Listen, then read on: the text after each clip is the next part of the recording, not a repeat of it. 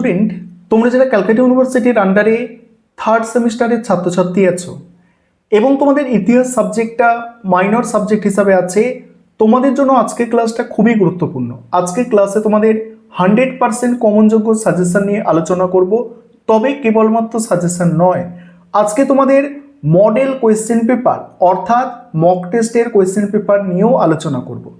এবং তোমরা যারা থার্ড সেমিস্টারের ছাত্রছাত্রী আছো, তোমাদের এই ইতিহাস মাইনর সাবজেক্টটা অনেকে তোমরা এমডিসি কোর্সের স্টুডেন্ট আছো এবং অনেকে তোমরা অনার্স কোর্সের স্টুডেন্ট আছো।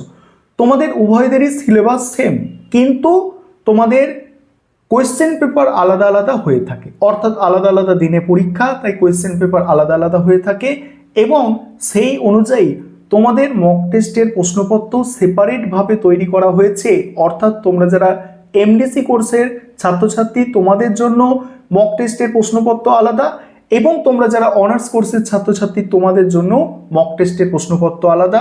এবং তোমাদের উভয়দের জন্য একটি কমন সাজেশন তৈরি করা হয়েছে, যেখান থেকে তোমরা 100% কমন পেতে পারো। তোমাদের কোয়েশ্চেন প্যাটার্নটা একবার মনে করিয়ে দিই, তারপর সাজেশন এবং মক টেস্টের প্রশ্নপত্র নিয়ে আলোচনায় আসছি। তোমাদের কোয়েশ্চেন প্যাটার্ন 75 মার্কস অর্থাৎ 75 নম্বরের পরীক্ষা, সেখানে 5 নম্বরের প্রশ্ন 3টে অ্যান্সার করতে হবে, 10 নম্বরের প্রশ্ন 2টো অ্যান্সার করতে হবে, 20 নম্বরের প্রশ্ন 2টো অ্যান্সার করতে হবে। এই হচ্ছে তোমাদের কোয়েশ্চেন প্যাটার্ন। এবারে তোমরা তোমাদের সাজেশন এবং মক টেস্টের প্রশ্নপত্র দেখে নাও। তোমরা যারা থার্ড সেমিস্টারে এমডিসি কোর্সের স্টুডেন্ট আছো এবং তোমাদের ইতিহাস সাবজেক্টটা মাইনর সাবজেক্ট হিসাবে আছে, প্রথমে তোমাদের মডেল কোয়েশ্চেন পেপারটা দেখো। তারপর তোমরা যারা অনার্সের স্টুডেন্ট আছো, তোমাদের মডেল কোয়েশ্চেন পেপার নিয়ে আলোচনা করব এবং শেষে আমি সম্পূর্ণ সাজেশন নিয়ে আলোচনা করব। দেখো, তোমরা যারা এমডিসি কোর্সের স্টুডেন্ট অথচ তোমাদের ইতিহাস সাবজেক্টটা থার্ড সেমিস্টারে মাইনর সাবজেক্ট হিসাবে পড়ছো এবং সিলেবাসটা তোমরা জানো, এবার তোমাদের মডেল কোয়েশ্চেন পেপার দেখো।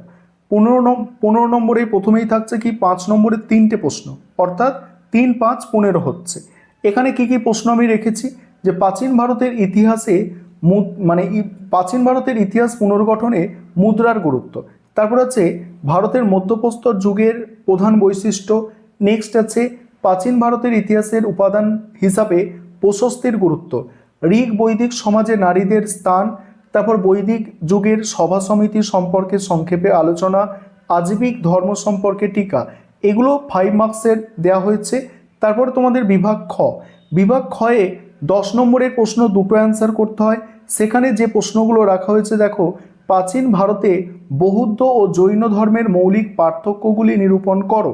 পরের প্রশ্ন আছে প্রাপ্ত উপাদানের ভিত্তিতে ভারতীয় উপমহাদেশে শিকারীজীবী ও খাদ্য সংগ্রাহক থেকে খাদ্য উৎপাদকের ভূমিকার রূপান্তর বিশ্লেষণ করো।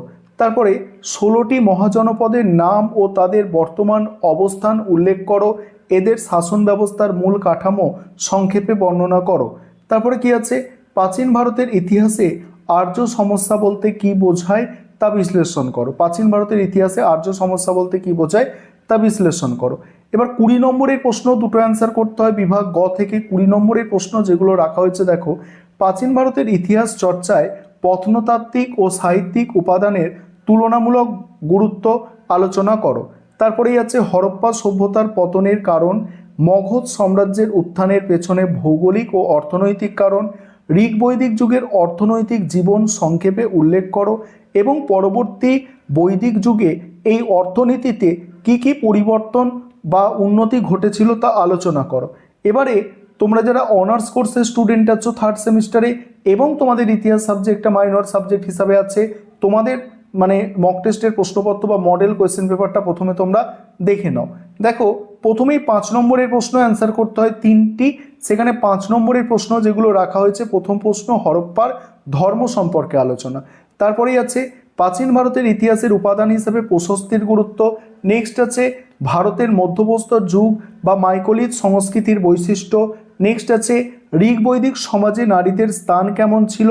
তারপরে বৈদিক যুগের সভা সমিতি সম্পর্কে সংক্ষেপে আলোচনা।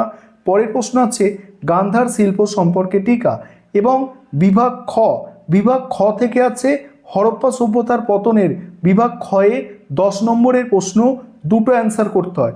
সেখানে আছে হরপ্পা সভ্যতার পতনের কারণ, প্রাচীন ভারতে বৌদ্ধ ও জৈন ধর্মের মধ্যে মৌলিক পার্থক্য, প্রাপ্ত উপাদানের ভিত্তিতে প্রাচীন ভারতের উপমহাদেশে শিকারীজীবী ও খাদ্য সংগ্রাহক থেকে খাদ্য উৎপাদকের ভূমিকায় রূপান্তর বিশ্লেষণ করো। নেক্সট আছে মগধ সাম্রাজ্যের উত্থানের পেছনে কি কি কারণ ছিল। তারপরে দেখো, তারপরে বিভাগ গয়ে আছে প্রাচীন ভারতের ইতিহাস চর্চায় প্রত্নতাত্ত্বিক ও সাহিত্যিক উপাদানের তুলনামূলক গুরুত্ব লেখো। নেক্সট আছে হরপ্পা সভ্যতার নগর পরিকল্পনার প্রধান বৈশিষ্ট্যগুলি আলোচনা করো। তারপরে ঋগ বৈদিক যুগের অর্থনৈতিক জীবন সংক্ষেপে উল্লেখ করো এবং পরবর্তী বৈদিক যুগে কি কি পরিবর্তন বা উন্নতি ঘটেছিল।